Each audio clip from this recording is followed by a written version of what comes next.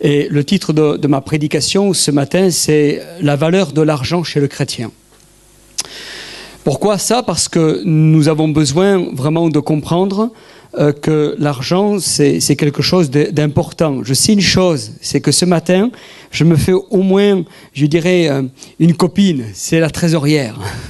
Elle est souriante, elle est tout à fait au fond là-bas, elle est heureuse que j'aborde ce sujet ce matin. Elle ne le savait même pas, elle ne connaissait même pas mon sujet. Et je crois que c'est très important de pouvoir aborder ce sujet parce que ça concerne directement l'Église. J'ai lu récemment un sondage qui affirme que les gens passent la moitié de leur temps à penser argent. Et on pense à l'argent, comment l'acquérir, comment le dépenser. Certains pensent comment l'économiser, comment payer moins cher une prestation ou une autre. Mais quel que soit le pourcentage, frères et sœurs, je crois que l'argent occupe une place importante dans la vie de ce monde. Et nous, en tant que chrétiens, on n'y échappe pas. On n'échappe pas, je dirais, sur ce sujet, parce que c'est un sujet qui, en fait, nous concerne, je dirais, à nous en premier, chrétiens. Je dirais, c'est un domaine qui concerne d'abord les chrétiens, avant, je dirais, les gens de ce monde. Et vous allez comprendre pourquoi, et c'est la raison pour laquelle je voudrais aborder ce sujet ce matin. Saviez-vous que la Bible parle beaucoup de finances ? Quand on regarde, je dirais, ce sujet, Dieu accorde une importance, je dirais, capitale. Je dirais que nous trouvons presque 3000 versets dans la Bible sur les finances et l'argent. Quand on regarde un petit peu plus loin, il y a plus de versets sur la générosité financière que de versets sur la louange, la guérison, le Saint-Esprit, le combat spirituel réunis. Vous reprenez tous ces sujets, il y a moins de versets que l'argent et les finances et la générosité. Parce que Dieu accorde quelque chose de très important sur ce point. La Bible ne considère pas l'argent comme quelque chose de mal, bien au contraire. Quand vous regardez dans la parole de Dieu, Abraham était quelqu'un de riche. Job était aussi quelqu'un qui avait prospéré. Et à un tel point, c'est que autant il avait tout perdu dans les premiers chapitres, qu'il a eu le double à la fin. Le Seigneur lui avait donné le double de ce qu'il avait perdu, pour montrer par là que l'argent n'était pas un problème pour lui. L'argent est l'un des dons que Dieu nous a fait. Et ça, c'est quelque chose que nous avons besoin d'intégrer. En fait, je voudrais juste dire, si vous ne comprenez pas mon message ce matin, comprenez au moins juste une chose, c'est que l'argent, c'est spirituel. Et c'est la raison pour laquelle ça concerne directement les chrétiens, plus que les gens de ce monde. Et que nous, en tant que chrétiens, nous avons besoin de comprendre ce que Dieu veut nous dire au travers de l'argent. Et ce qu'il doit nous enseigner au travers de ce sujet. C'est pour cette raison que nous devons traiter le sujet dans une attitude spirituelle. Et puis vous êtes spirituel, je le suis, et je pense que nous avons besoin de voir et d'avoir une approche spirituelle par rapport à ce sujet. C'est aussi pour cette raison que le diable s'est emparé du sujet de l'argent. Il s'est emparé, je dirais, de ce sujet à un tel point, c'est qu'il en a fait, je dirais, un sujet tabou. Alors que c'est du domaine spirituel, pour certains, c'est devenu tabou. C'est juste incroyable. On n'est pas tabou sur la foi, on n'est pas tabou sur le salut, on n'est pas tabou sur la Bible, et pourtant, l'argent qui fait partie d'un domaine spirituel comme la foi, le salut, le combat spirituel, eh bien, c'est tabou pour certaines personnes. Comme si on parlait de quelque chose de monstrueux. Réussir à faire de l'argent un Dieu, à la place de Dieu, c'est ce qu'a fait Satan. À un tel point, c'est que Dieu a dû mettre un verset dans les Écritures, Matthieu chapitre 6, verset 24, il a dit « Vous ne pouvez servir Dieu et Mammon ». Parce qu'il y a un Dieu de l'argent. Et on le voit dans ce monde. Des gens qui sont passionnés par l'argent, dans lesquels certains chrétiens sont tombés parfois, en mettant l'argent, je dirais, à la place de Dieu dans leur vie. Certains chrétiens en parlent très facilement en dehors de l'église, mais dès qu'on rentre dans l'église, stop, c'est comme la politique. Quelqu'un un jour m'a dit « Oh, vous savez, l'argent, c'est comme la politique. » Comment c'est comme la politique? C'est pas comme la politique, l'argent, puisque l'argent, ça fait partie de Dieu. C'est dans l'ADN de Dieu. Je vous choque dans ce que je vous dis là. Ben non. Et vous allez le comprendre pourquoi dans quelques instants. Réussir à mettre un malaise chez certains chrétiens, justifié ou pas. Et c'est vrai que certains chrétiens, je dirais, ont un certain malaise vis-à-vis de l'argent, parce que moi j'ai eu des entretiens. On a régulièrement des entretiens sur Paris-Bastille de gens qui viennent de certains endroits et j'ai entendu toutes sortes de choses, et particulièrement une situation un jour qui m'a vraiment choqué. Une sœur qui arrivait tout juste à joindre les deux bouts et qui était sous curatelle. Et un jour, elle monte sur Paris, alors que j'étais pasteur sur Thonon-les-Bains, elle monte sur Paris voir sa famille, et puis voilà que le dimanche, elle va à l'église. Et comme elle était malade dans son corps, elle s'approche à l'imposition des mains, le pasteur lui demande 500 €. 500 € pour une prière, alors qu'elle n'avait pas de quoi donner à manger à ses enfants. Et elle a sorti ces 500 €. Et quand j'ai appris ça de sa fille, j'ai fait des bonds comme ça. Et je lui ai expliqué finalement que c'était vraiment quelque chose d'inadmissible. Quelqu'un récemment m'a dit, mais monsieur le pasteur, combien il faut donner pour être membre de votre église? J'ai dit, comment donner? Ben oui, parce que là où j'étais, il fallait donner de l'argent, 1500 €. Alors il y a vraiment de l'escroquerie dans le milieu évangélique. Et ça, on peut le dénoncer. Je dénonce ces pasteurs, entre guillemets, escrocs, parce que ce sont des voleurs. Et il y en a certains comme ceux-là qui sont des voleurs. Des gens qui viennent dépouiller, sécher, je dirais siphonner le portefeuille des chrétiens. Et ça, c'est inadmissible. Mais ils auront des comptes à rendre à Dieu. Et c'est la raison pour laquelle Dieu nous parle de ne pas être sous l'esprit de mammon. Ils sont plutôt, eux, je dirais, sous l'esprit de mammon que sous l'esprit de Dieu. Alors ça, il faut le dénoncer. Nous, en tant que pasteurs ici, nous le dénonçons, ces choses-là.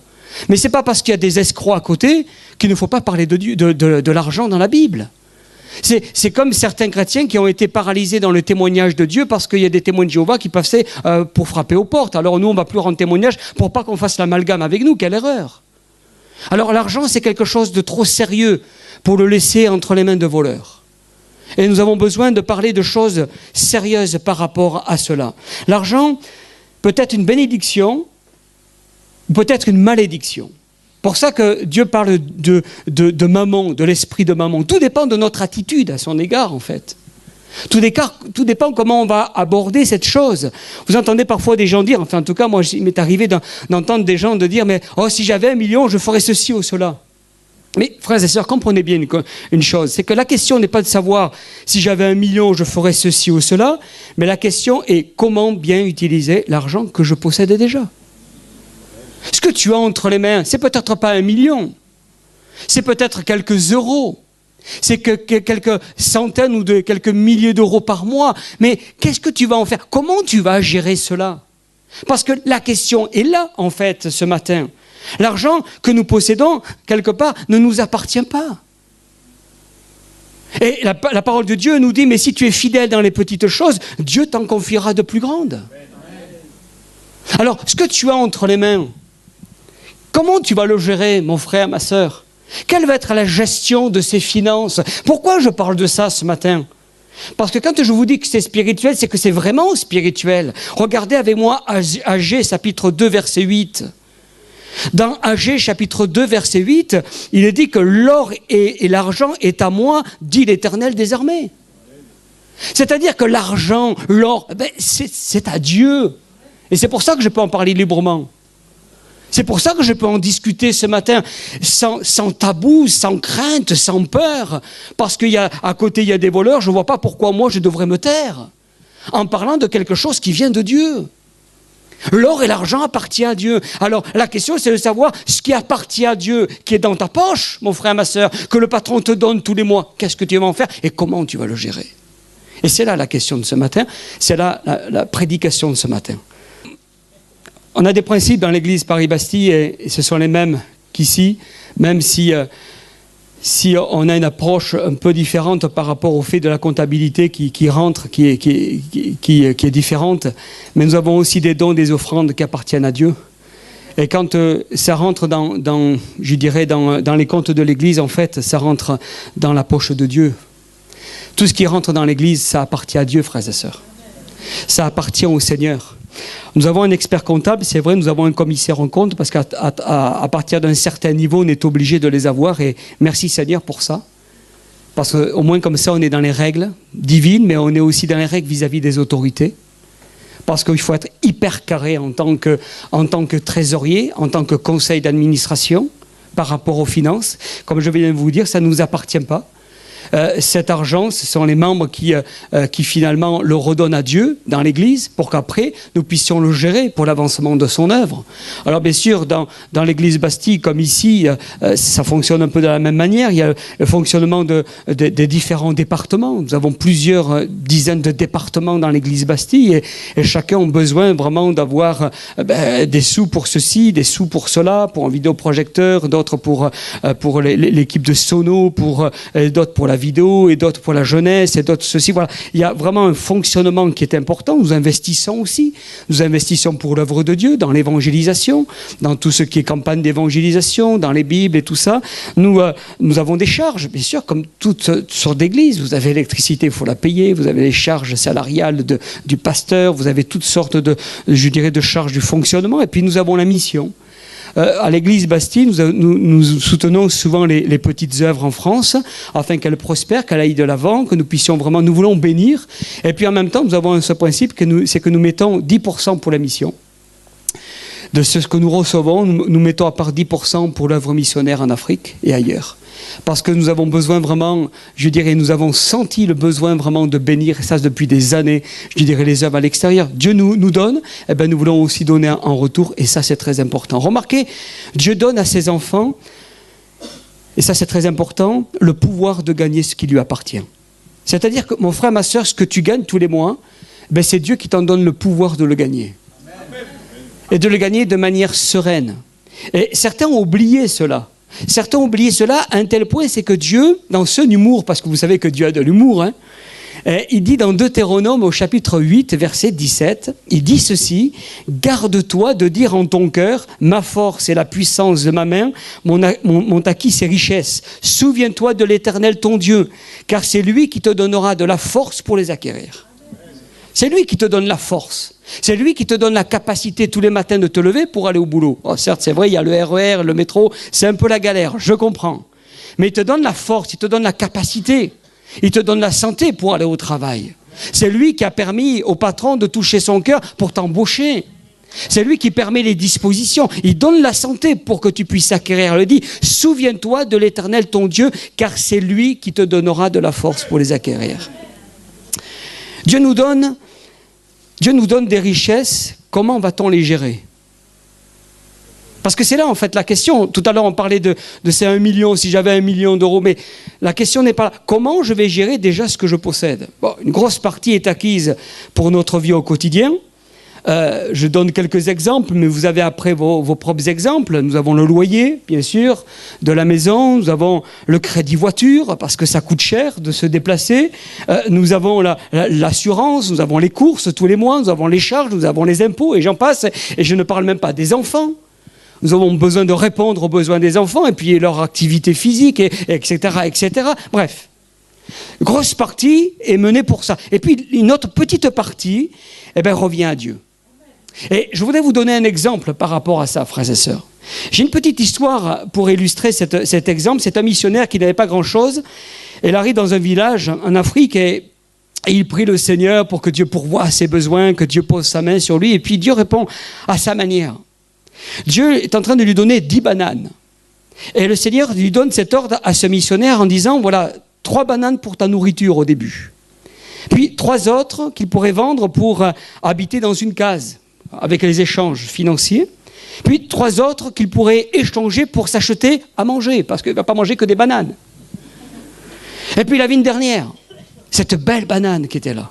Oh, cette banane qui était savoureuse, différente des autres. Et Dieu avait prévu cette 10e banane comme un signe, comme un don qu'il devait lui remettre. Et quand il a vu cette 10e banane, il s'est mis à raisonner en lui-même. Ah, il s'est dit, quand même, elle est belle cette banane. C'est après tout, Dieu possède toutes les bananes. Et c'est vrai, il possède toutes les bananes du monde. Et celle-ci ne va pas lui manquer si je la garde. Et vous savez ce qu'il a fait, ce missionnaire? Il a mangé la banane et il a laissé la peau à Dieu. Il a laissé la peau à Dieu. Il a mangé cette dernière banane qui revenait à son maître, à son créateur, celui qui avait prévu pour les 9 autres bananes, mais ça n'a pas été suffisant pour lui. Il a pris la 10e, il a laissé la peau au Seigneur. Je dirais, c'est un reproche que le Seigneur a fait dans Malachie, chapitre 1er, verset 7. Vous offrez sur mon autel des aliments impurs et vous dites en quoi t'avons-nous profané? Quand vous offrez un sacrifice, une bête aveugle, n'est-ce pas mal? Quand vous offrez une boiteuse ou infirme, n'est-ce pas mal? Offre-la donc à ton gouverneur. Fera-t-il bon accueil? Dit l'Éternel des armées. Vous voyez, c'est le reproche que Dieu fait à Malachie. Il dit, oui, j'ai prévu pour toi, j'ai pourvu pour toi à des milliers de bêtes et tu prends celles qui sont les chétives, les boiteuses, les aveugles et tu me les redonnes. C'est quoi ça? Et Dieu se sent offensé parce que Dieu avait prévu des richesses pour cet homme et lui donne des pots de bananes. Et Dieu fait ce reproche parce que finalement, quelque part, il y a un domaine spirituel que Malachie, enfin en tout cas que le peuple n'avait pas compris. Et dans Malachie chapitre 3, versets 8 à 10, mais j'ai retréci ce verset, il dit « Un homme trompe-t-il Dieu? Car vous me trompez, vous dites en quoi t'avons-nous trompé ?» Et Dieu dit « Dans les dîmes et les offrandes. » Et c'est pour cela que nous avons besoin de nous arrêter là, parce que le Seigneur nous dit, oui, on peut tromper Dieu par les dîmes et les offrandes, en donnant à Dieu non pas la dernière banane la plus belle, mais sa peau. Et c'est très important de comprendre cela, en fait, en cette matinée. Ce que le missionnaire et le peuple dans Malachie n'ont pas compris, c'est que Dieu pourvoit toujours à son don dans nos revenus.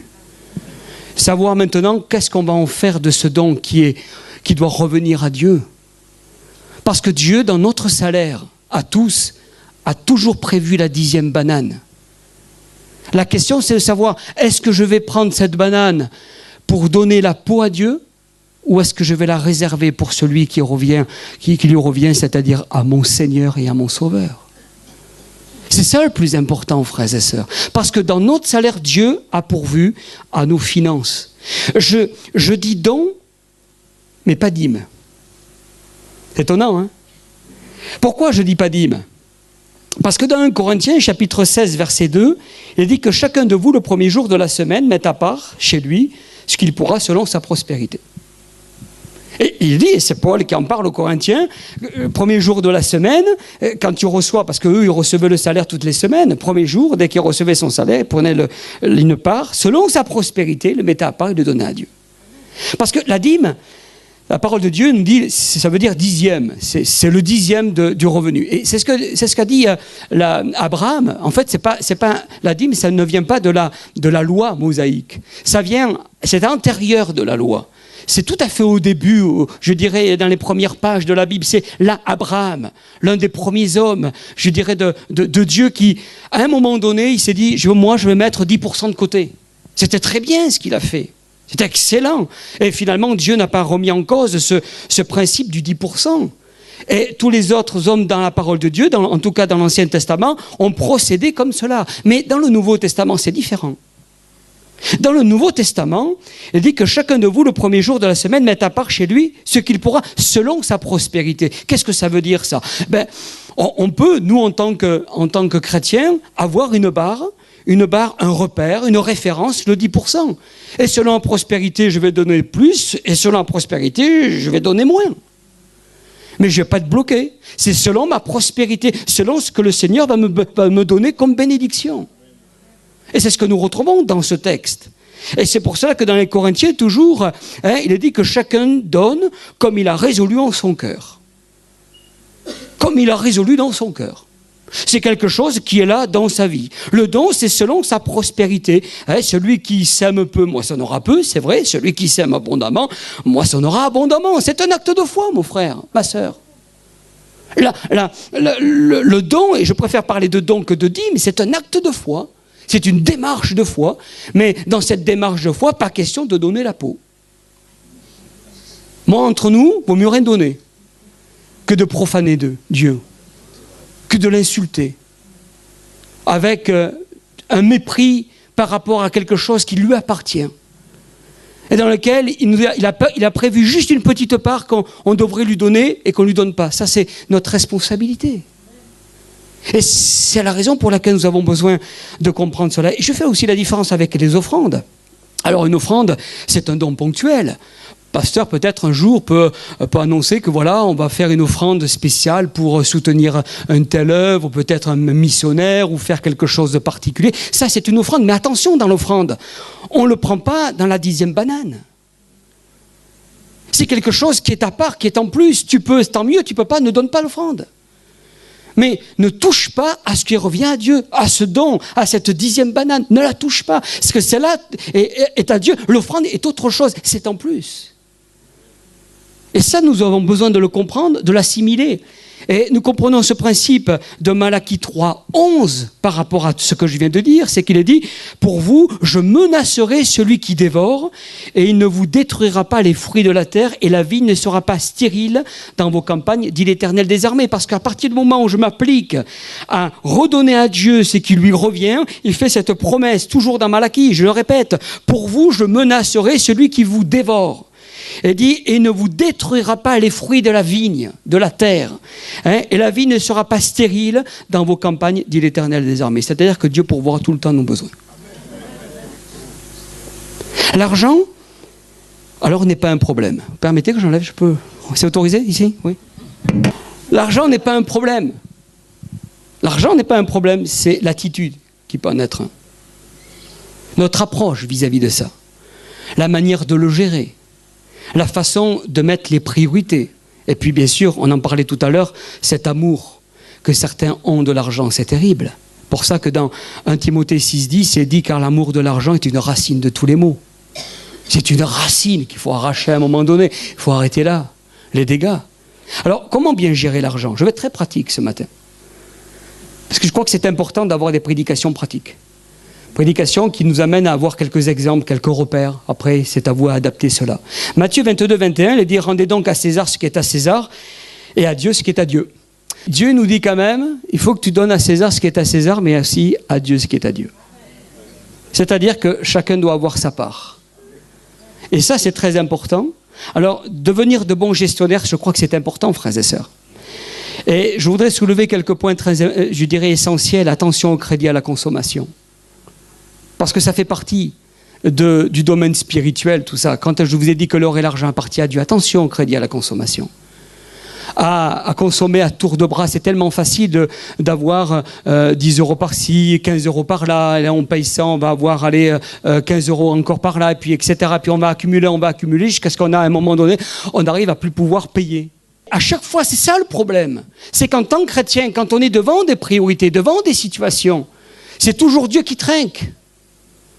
Alors que le Seigneur nous montre qu'il y a des choses, je dirais, importantes. C'est Dieu d'abord. Donne à César ce qui est à César, à Dieu ce qui est à Dieu. Attention aux investissements hasardeux. Parce que je viens de le dire, l'argent ne nous appartient pas. Et que dis-je de certains chrétiens, que j'ai entendu parfois, parce qu'ils me l'ont dit, me l'ont confié, d'avoir joué au loto, à l'euro-million, au kéno et j'en passe. Et après de dire, mais vous savez, si je gagne, je vais donner une partie à Dieu. Mais il n'en a que faire de ton jeu du hasard, mon frère, ma sœur. Il n'a pas besoin que tu fasses du jeu du hasard pour gagner parce que ça lui appartient. Les millions lui appartiennent. Il n'a pas besoin de ton argent quelque part là. Il a besoin juste que tu aies une attitude de cœur vis-à-vis de cet argent. C'est ton approche qui est plus importante que la somme par elle-même. Parce que si tu gagnes des millions et que tu donnes 10% sur des millions, mais Dieu n'en veut pas de ces millions-là. Parce que ce n'est pas dans un acte de foi que tu l'as fait, mais tout simplement dans une démarche hasardeuse de ce monde, de cet esprit de ce monde, de l'esprit de mammon. Et c'est là où nous avons besoin de comprendre toute la valeur, la portée de l'argent, parce que la Bible nous dit que l'or et l'argent lui appartiennent. Confier nos chéquiers, nos cartes bleues à Dieu. Ouais. À quoi ça consiste? Si tu n'as pas la paix sur un achat, alors ne t'engage pas. Je ne sais pas si ça vous est déjà arrivé de vouloir acheter quelque chose d'important et tu te sentais mal à l'aise de l'acheter. Tu sentais qu'il y avait quelque chose qui n'allait pas. Et je veux vous donner un témoignage. C'est un frère, alors c'était un samedi après-midi avec son épouse, il avait l'intention d'acheter une cafetière et il avait une belle cafetière toute électrique, high-tech, tout ça, qui faisait 600 €. Vous voyez, il te servait le café, même il le buvait à ta place, à la limite.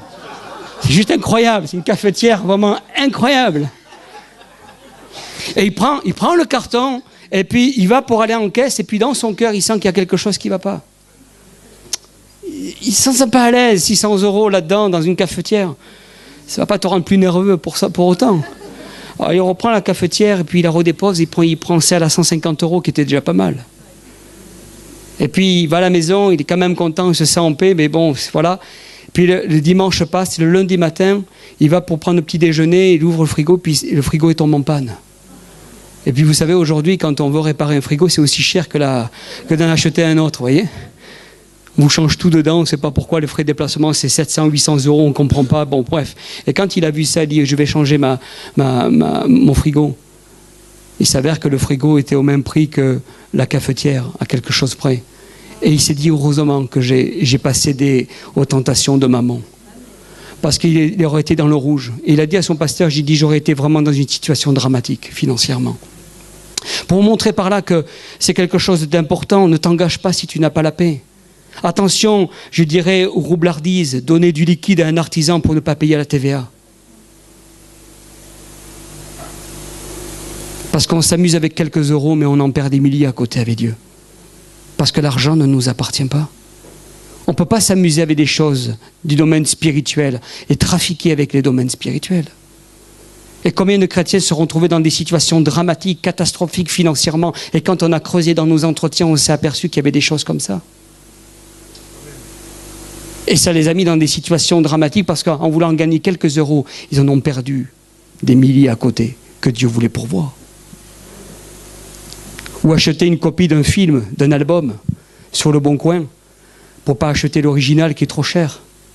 Alors on va acheter une copie, on sait très bien que c'est une copie, on sait très bien que la personne qui va te le vendre derrière, elle fait des dizaines de CD qu'elle vend à prix canon. On se dit, oh, c'est pas cher, c'est le dernier album qui vient de sortir, mais l'acheter à la Fnac, c'est trop cher, ça coûtera trop d'argent. Sois capable d'attendre, mon frère, ma soeur.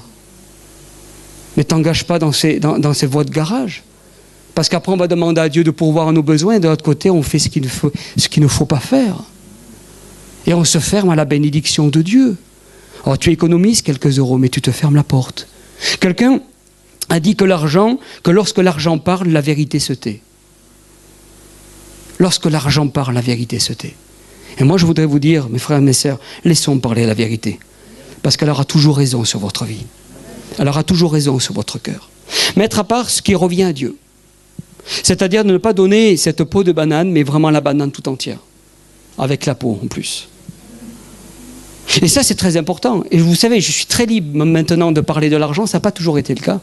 J'en parlais avec Pasteur Marc. Et moi, notre démarche avec Isabelle, notre démarche missionnaire, quand on a été missionnaire au Top Chrétien, ça a vraiment été quelque chose qui a changé notre approche vis-à-vis de l'argent.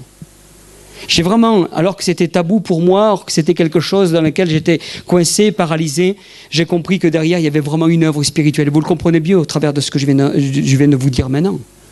Pour moi, il n'y a pas de souci.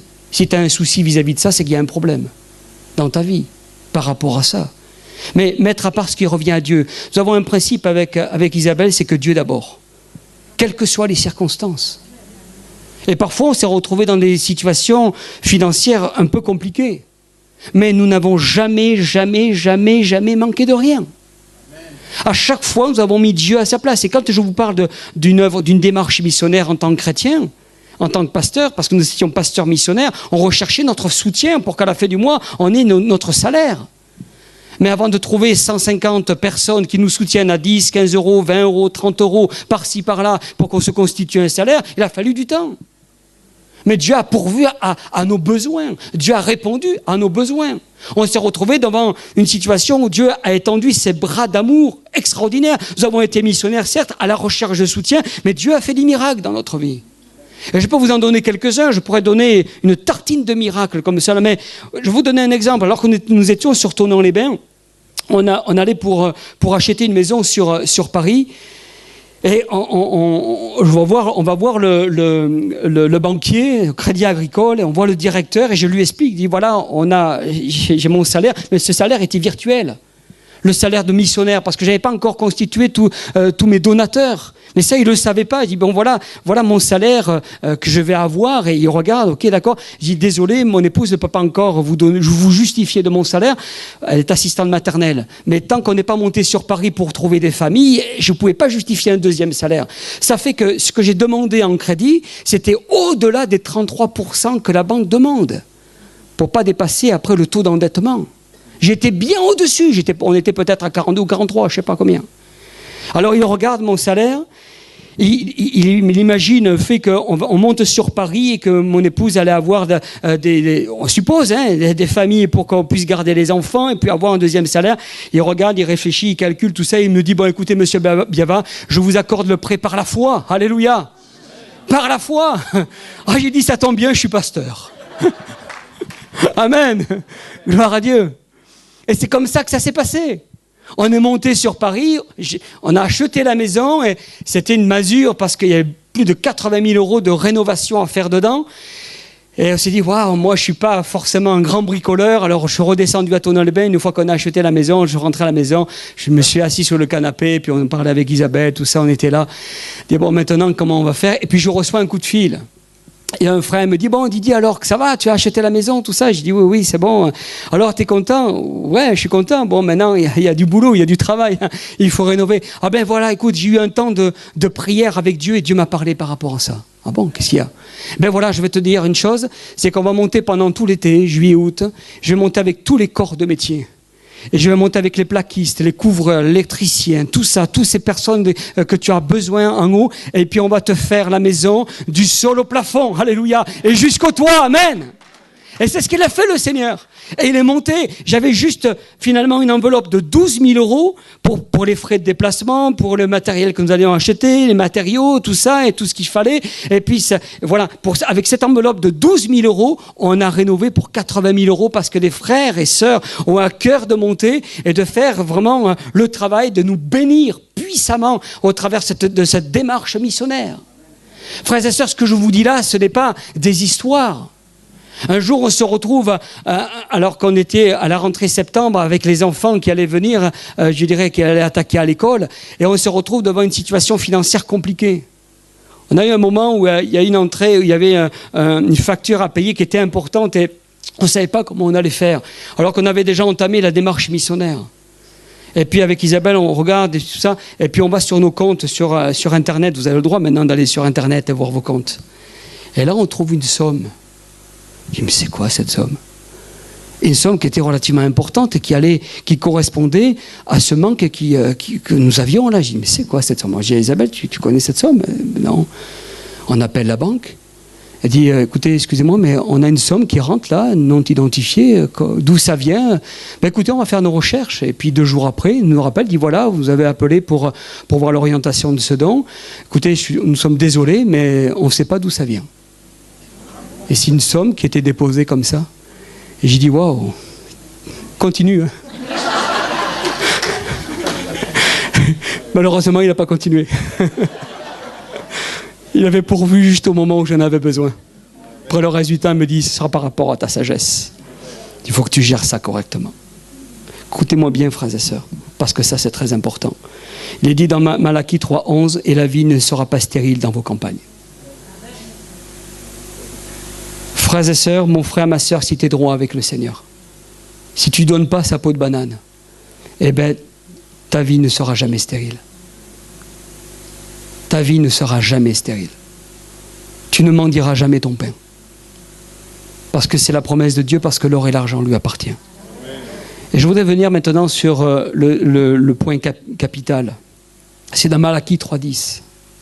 Dans Malachie 3:10, il est dit ceci, apportez à la maison du trésor toutes les dîmes, afin qu'il y ait de la nourriture dans ma maison. Mettez-moi de sorte à l'épreuve, dit l'Éternel des armées, et vous verrez, vous verrez.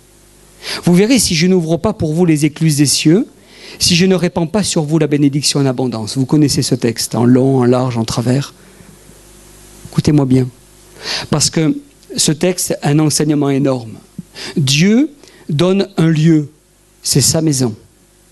Il dit, apportez à la maison du trésor toutes les dîmes. C'est sa maison.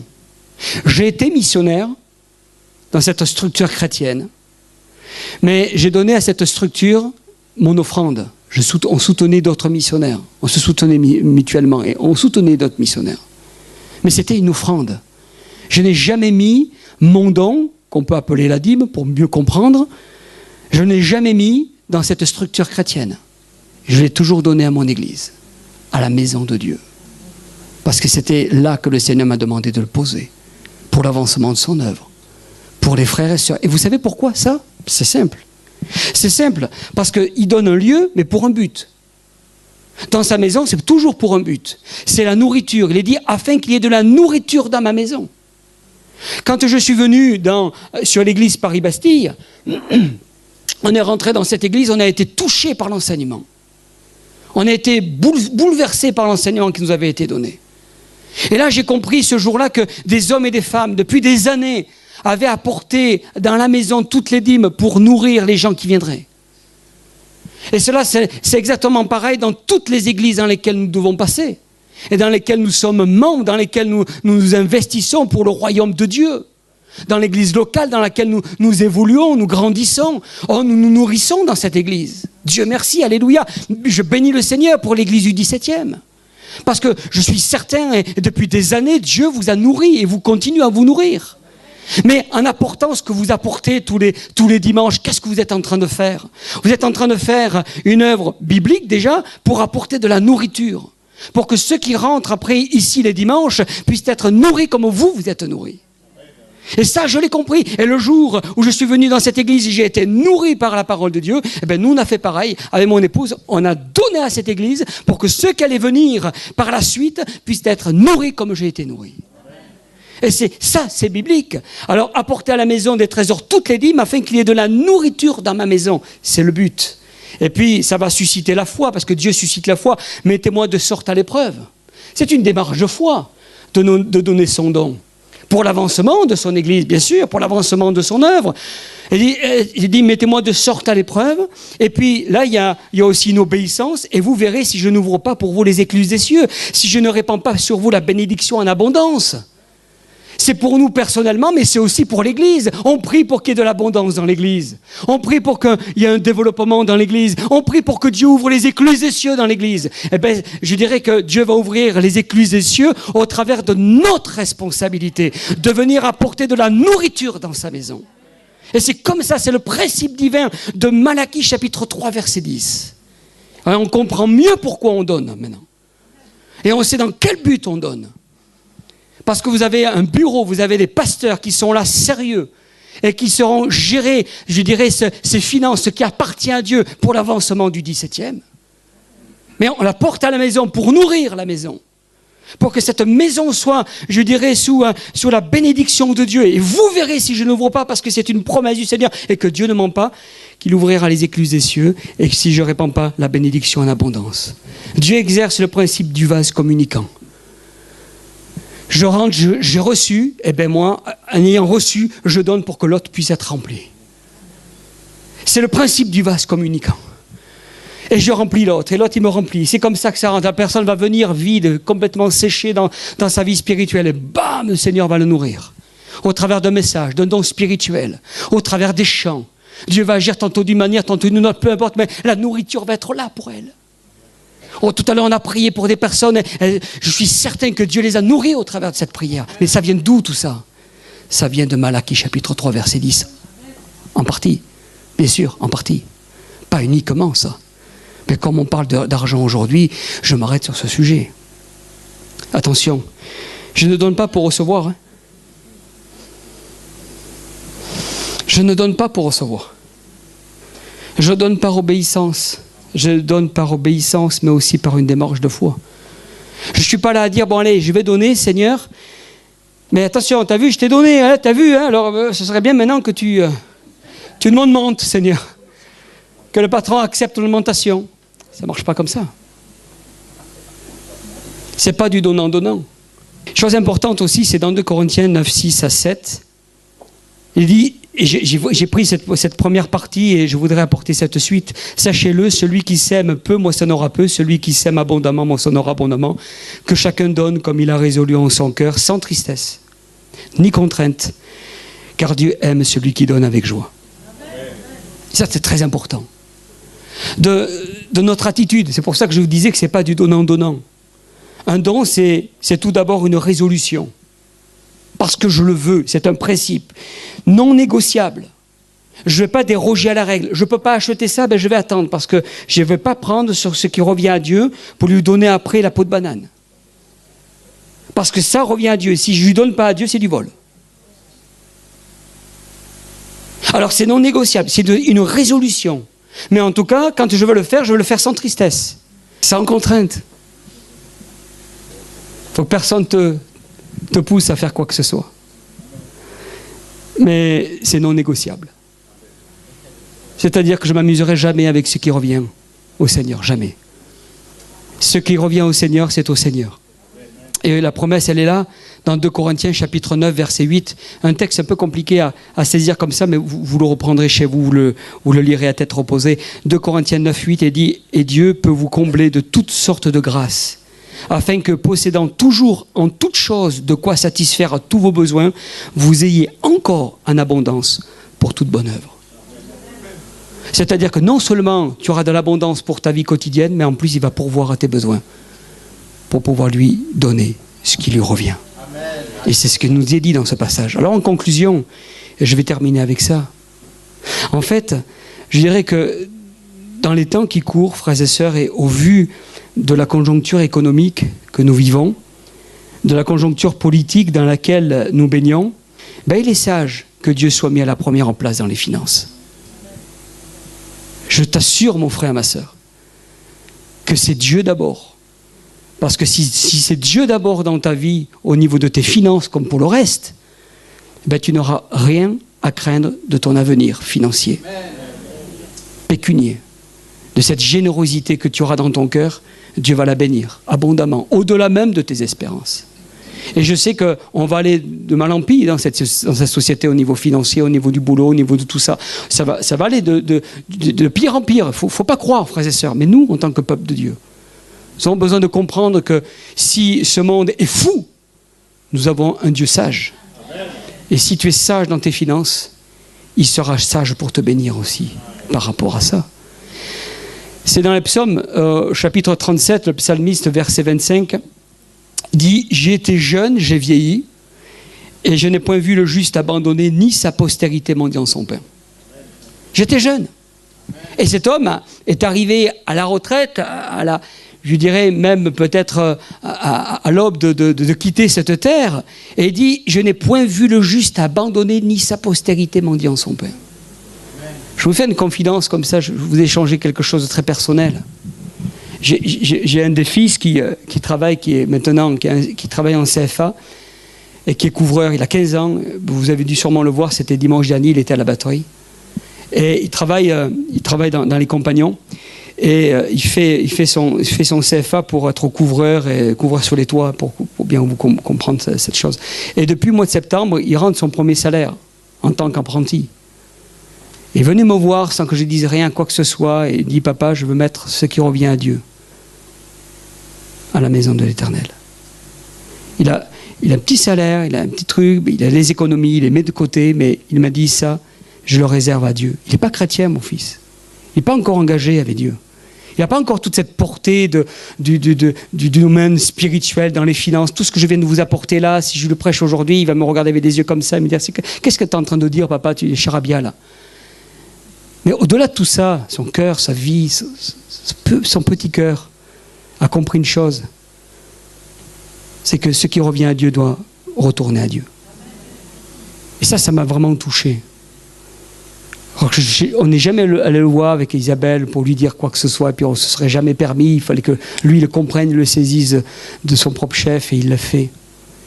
Et ce psalmiste, il dit « J'étais jeune, j'ai vieilli, je n'ai point vu le juste abandonné. » Que Dieu nous garde de devenir seulement des consommateurs à l'Église. Mais que chacun d'entre nous soyons des acteurs dans l'Église du 17e.